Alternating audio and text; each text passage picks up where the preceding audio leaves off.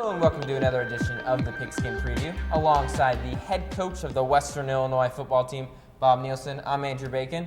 Last weekend, the Leathernecks took on the Drake Bulldogs at Hanson Field. Western Illinois would dominate in the second half to take a 38-13 win. Coach, with this being the last FCS non-conference opponent, what did it mean to get that victory? Every win's big. We need to use the non-conference schedule to build momentum for the conference schedule that's coming up. And as you can see by the scores in the Missouri Valley Conference, it's going to be a grind. So with a good team every week. So it was really important to get that win and build some momentum heading into this week's game. All right, let's go ahead and send it out to WIU TV3 commentators Drew Hoffman and Tyler Eddy for the first half highlights.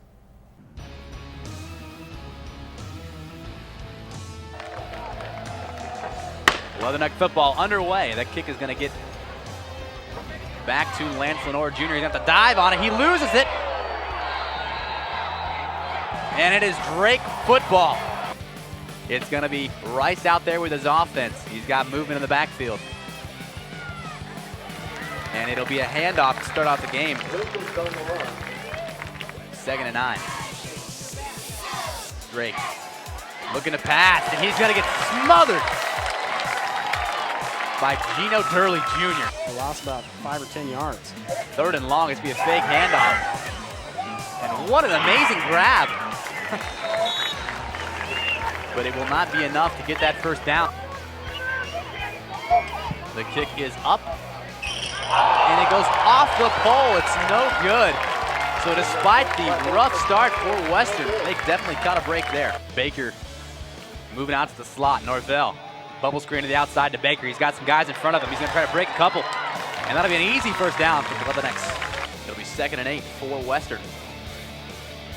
Similar look. Baker definitely active in the backfield in the early going. It's going to be a handoff to Baker. He's going to scoot his way through, stay on his feet, and then finally be brought down by Taylor Coleman. Looking over the middle. He's got Heisey Scott. Low snap, but Norvell handles it nicely. He's looking over the middle again. I'm sorry, the outside. He finds Lance Lenore Jr. for a very similar play that we've already seen. Give me a fake handoff to Baker. Norvell decides to keep it himself. And he's going to dive into the end zone. Trenton Norvell with the keeper, giving Western 6 points. A pickup of 5. Norvell out the pass. He finds Lance Lenore Jr. again. He's just dragging the defender with him. He's going to get that first down, and what an effort. Norvell, it's going to be a handoff to Lenore again, and he's going to pick up a good chunky yardage. He's got Baker to his right, Borsellino out there in the slot, along with Heisey in the slot on the other side. Baker using his wheels, spins off a tackle, and he's brought down from behind. Norvell. It's going to be a give to Hammonds, and Hammonds got the blocking downfield. Makes a leap toward the end zone. Power eye set. Hammonds using his blocking. Last effort in the end zone. Hammonds. Reservation for 6. And we got a new face out on the field. Just like that. Passing play again. And an amazing completion. The Bulldogs, as they seem to be going through some changes.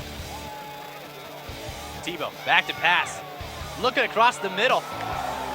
And it's going to be brought down by Menard. Double coverage. And he was somehow able to catch that football. Wow. Fake handoff. Across the middle. And that's going to be a touchdown. Norvell stepping back to pass.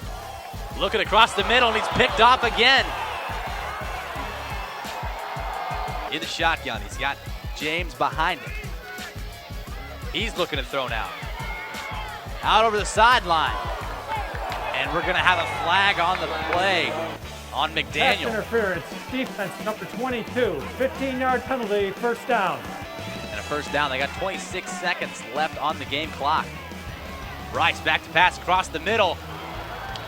It's incomplete.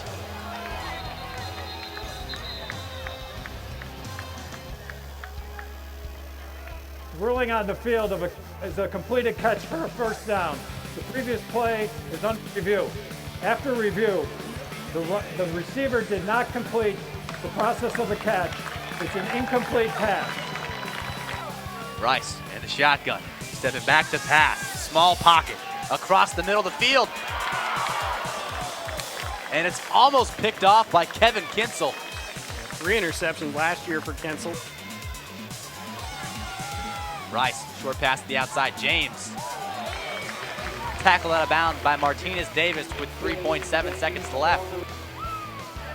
The kick is up, it's got the distance. And it is good. As the Bulldogs with a statement here at the end of the half. The halftime score 14-10 as Drake with 10 points in the second quarter. After a quick start to the contest, the Bulldogs came back in the second quarter. Coach, what do you think attributed to the Bulldogs coming back within 4 points? Well, give them credit. They made a nice drive. We had them, I think, 3 different times during the drive on 3rd and long, and they converted. And the other thing, after playing really well in the first quarter offensively and moving the ball consistently, we had 3 possessions where either through penalties, turnovers, or mistakes, didn't move the ball and gave them an opportunity to have it for a longer period of time.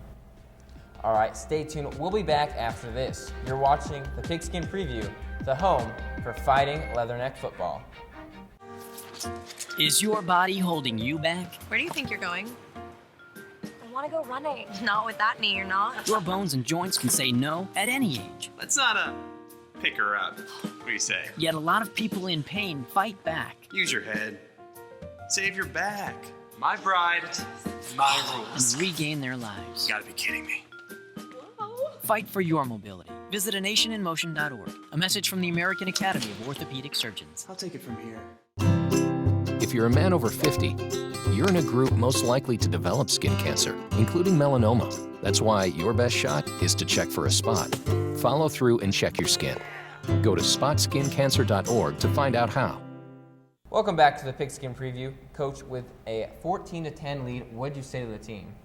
Well, I had some pretty strong words, honestly. I usually don't say a lot at halftime, but I was disappointed with the way that we played in the second quarter after playing very well in the first quarter, maybe our best quarter of football. And I thought we lost a little bit of focus. I thought we lost a little bit of intensity. I think we had some guys that felt that the game was over at the end of the first quarter. And so I was pleased with the way that we responded.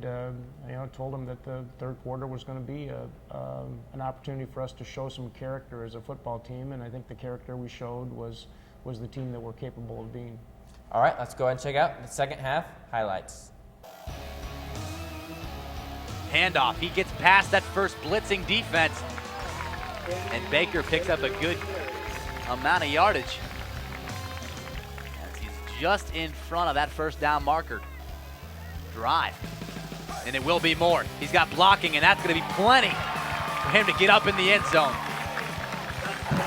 Touchdown, Western. And the cut will be blocked. Get in there, big fella. Touchdown, Western. 2 of the defensive linemen for Western in the backfield. Wilkins again on the carry. About 2 steps behind him. He's going to pass it on this one. Across the middle to Wilkins.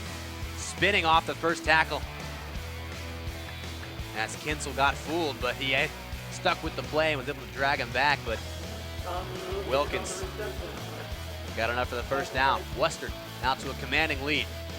Rice looking across the middle. He's found himself a new receiver.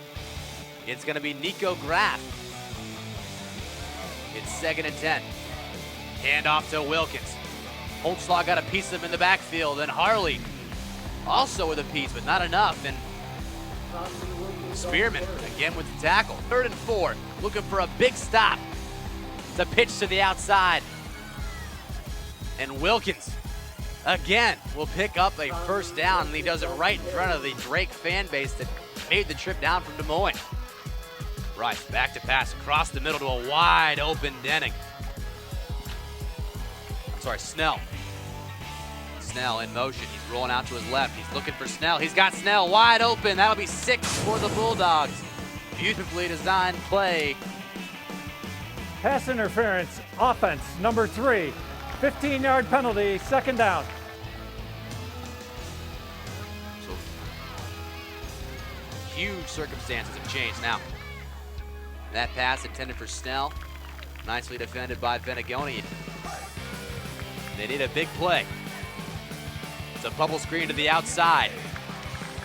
4th and goal for the Bulldogs. Back to pass is Rice. He's gonna get sacked! 8:28 to play left. 8:28 left in the game. It'll be a handoff to Baker, and Baker finds a little bit of the seam. And you know what? That seam's gonna take him all the way for a first down. Fake handoff to Baker.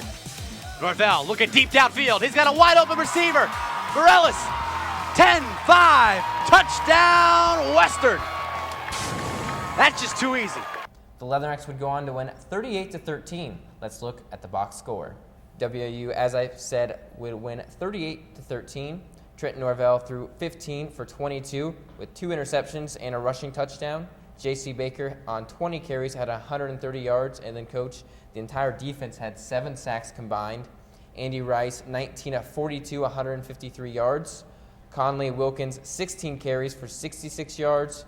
Grant Menard, 6 receptions for 71 yards. Besides getting the win, there was a special meaning within the game for junior captain J.J. Raffleson. Raffleson was able to connect with Taylor Coleman, a linebacker for Drake, who was a former teammate in high school.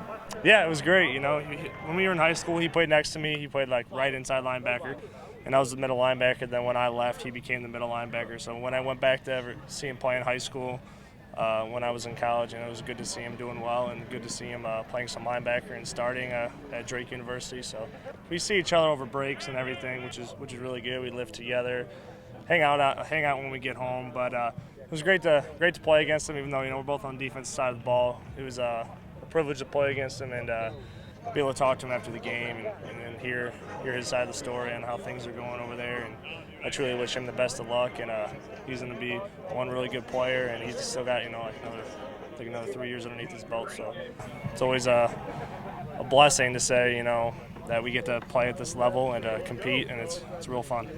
After a bad second quarter, the team picked up the pace in the second half and went on to score 17 more points on offense, while the defense allowed just 3 points. What was the biggest difference, Coach, between that first and second half? Consistency. We made a couple of big plays, but overall our consistency on defense, they allowed only 11 yards from Drake in the third quarter, played well on third downs, got them off the field, and offensively we moved the ball very well.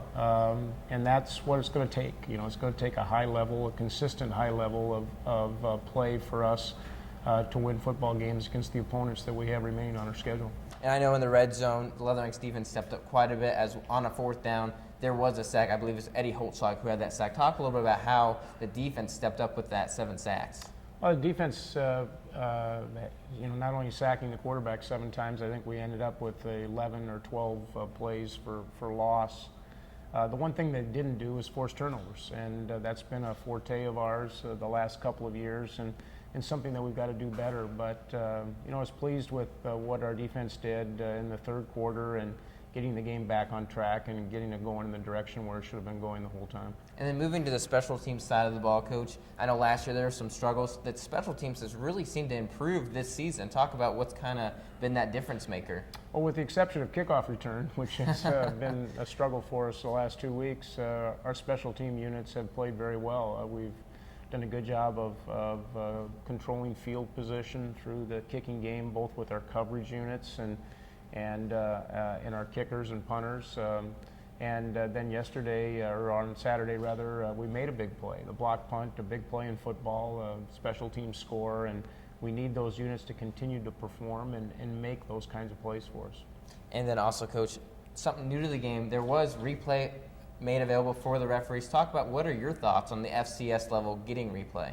I think it's going to happen in every game. Right now it's an experimental basis. A number of our league games will have replay. We'll have another game here at Hanson Field that will have replay in a couple of weeks. Playing in the kind of schedule we do, we end up with a lot of replay games. All the Big Ten games are replayed anytime you have a national TV game. So you get used to what the replay format and the kinds of things that are going to be reviewed, and sometimes it's a good thing, sometimes it's a bad thing. And unfortunately, the one call that got reviewed, even though it came out in our favor, probably hurt us because the clock was running at the end of the half, and I don't think Drake would have gotten off another play had it not been for the clock stoppage for replay. There you go. It's helping us already so far. This weekend, the Leathernecks will face Big Ten foe Northwestern. Several of the players on the roster are from the Chicago area, and so this week I talked with Luke Vinagoni and Lance Lenore on what it will be like to play against a team they grew up watching. It's like a homecoming. It's a great atmosphere being back home, and most of my family members are from there, so I expect to have a lot of people in the stands. I was excited because I have a lot of family going, so it's going to be a lot of fun. I think I have 15 family members, friends. My first time seeing my brother in a while since he's in Texas, and the whole family will be together. It'll be a lot of fun. In the last 2 years, the Leathernecks have played against 2 different Big Ten opponents. Last year against Minnesota, Western was down by 1 point at halftime, and earlier in the season this year, WIU was behind Wisconsin by just 6 points at halftime. With this experience, the Leathernecks have learned a few things about playing against the Big Ten. Consistency, you can't make any errors or else you'll lose the game. They'll get a touchdown or a big play. Big Ten is, that's a different conference, but only thing different between us two is they're a little bit bigger, but we still have the same athleticism and the same heart. Vinagoni and Lenore both agree that a win would be great. However, the meaning behind it differs. We just look at our opponents the same way, so a win is a win. We just go out there and execute and make big plays. It would mean a lot. I mean, we played so well against Wisconsin in the first half. If we just put together 4 quarters, it would be really exciting to beat them. Coach, what would it mean to the program to get a victory not only over one of the best teams in the state, a very good FBS program, and then also for recruiting, since you do recruit in that Chicago area? Well, just playing in the Chicago area is of great value with the number of players that we have from that area and the emphasis that we have in recruiting the Chicago area. So the opportunity to play at Northwestern is good for our program. It's also great for our alumni base. Alumni Association is doing a lot of events this week in conjunction with the game, and there'll be some value, I hope, in rallying the Leatherneck spirit, for the future. To play a quality team, anytime you can beat quality teams, it does good things for your program, and certainly something that we haven't had the opportunity to do around here in a long time. So as I told our guys this week, life gives you second chances. So we thought we played a pretty good half of football against Wisconsin, and now we've got another Big Ten team on our schedule that we know is going to require us to really play outstanding football for 60 minutes. All right, we'll talk more about Northwestern in a little bit, but for now, we're going to take a quick break, and stay tuned. As up next, we'll have the always enjoyable 2-minute drill with senior linebacker Kevin Kinsel. You're watching the Pigskin Preview. You always made sure I brushed my teeth. You told me that smart was cool. You always told me to dream big. To all of those parents who took the time to make raising their children their most important job, we'd like to say, thank you. Thank you. From the bottom of my heart, thanks, Mom and Dad. This message is brought to you by the U.S. Air Force. Every year, millions of young women try to change the skin they were born with and say they die for darker skin. Sadly, some actually do. Change your thinking, not your skin. Stop tanning. Learn more at spotskincancer.org. We're now joined by senior linebacker Kevin Kinsel. Thanks for coming. It's great to be on here, and I'm really enjoying doing this.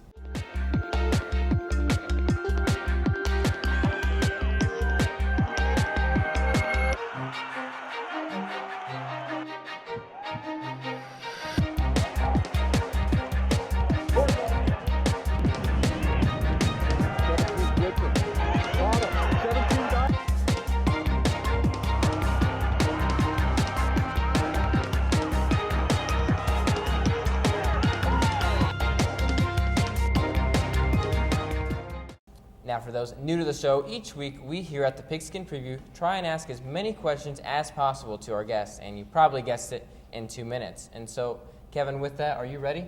I'm more than ready. All right, so what did it feel like to be named a captain this season? I was ecstatic to be named a captain, especially by a group of 100-plus people, and especially by all the peers that I came in here with. The four-year players that I've been here with, and the red shirts that came in with me. So mainly the people who really look up to me, who I've played with the past 3 to 4 years, and the coach's approval also meant a lot. And it's really fun being on a team like this and leading this team. And what does it mean to you coming into the season with all the recognition that you received? It was a little nerve-wracking, but I put it all behind me. Just focused on the team, focused on what we had to do as a team and as a family to get the job done. Do you feel like there's a target on your back now? No, I do not. At least I don't think that way.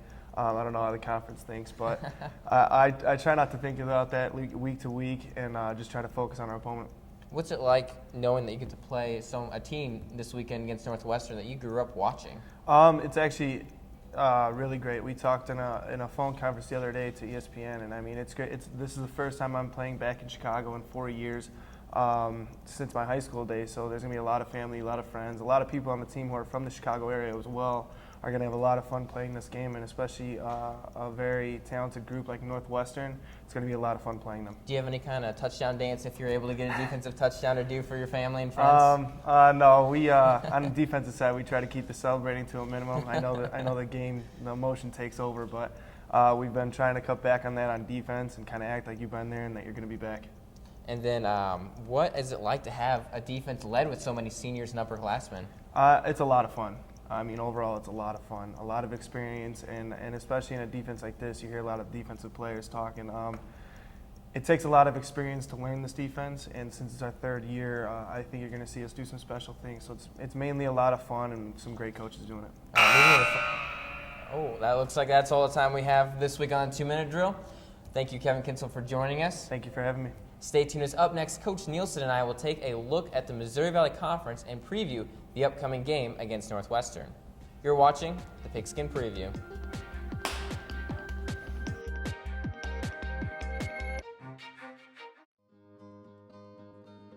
You always made sure I brushed my teeth. You told me that smart was cool. You always told me to dream big. To all of those parents who took the time to make raising their children their most important job, we'd like to say, thank you. Thank you. From the bottom of my heart, thanks, Mom and Dad. This message is brought to you by the U.S. Air Force. I remember the moment I'll never forget that moment. that changed my life. At that moment, it hit me. This is why I joined the Guard. We're soldiers, always ready to protect our country. But we've also got communities. Family, friends, neighbors who count on us. I couldn't believe it. I just saved a life to somebody from my hometown. See what it means to be a citizen soldier at NationalGuard.com. Where do you think you're going? Is your body holding you I back? want to go running. Not with that knee, you're not. I'm fine. Fight for your mobility. Visit anationinmotion.org. A message from the American Academy of Orthopedic Surgeons. Every year, millions of young women try to change the skin they were born with and say they die for darker skin. Sadly, some actually do. Change your thinking, not your skin. Stop tanning. Learn more at spotskincancer.org.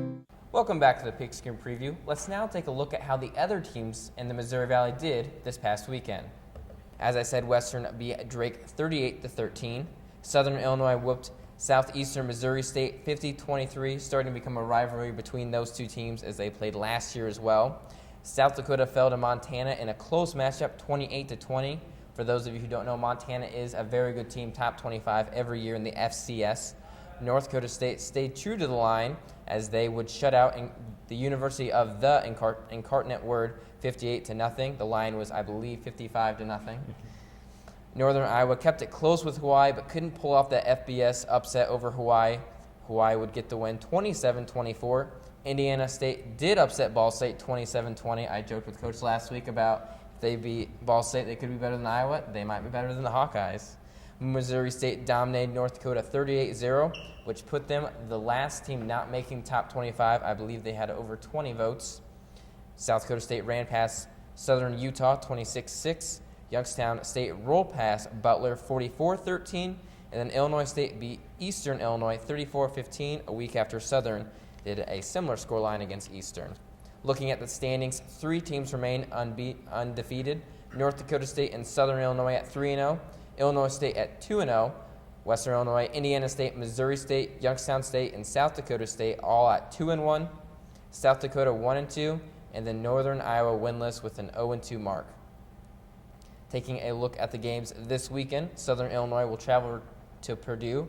I'm saying Southern's favored. That's just my personal opinion, but Purdue did not show too well the last couple of weeks. South Dakota will host Northern Arizona.